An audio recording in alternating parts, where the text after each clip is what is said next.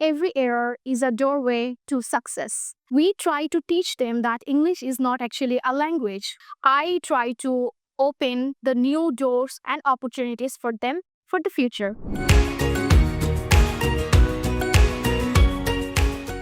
Assalamu alaikum. My name is Maria Jannat Hafsa and I am an English teacher of Dr. Rahim International School. I have been teaching here for it's more than 1 year actually, and it is my privilege to stand here as an English teacher of this international school. As an English teacher, I always try to make my students feel ease and comfortable with using this language, because we try to teach them that English is not actually a language, rather it's a skill that we have to develop day by day. So teaching English is more than teaching the subject. Rather, I try to open the new doors and opportunities for them for the future. In my classroom, I always try to make my lessons very engaging and motivating, so that the students do not fear what they are trying to learn or what I am trying to teach them. I try to stay cooperative with my students in case of making errors or mistakes, because I always tell them that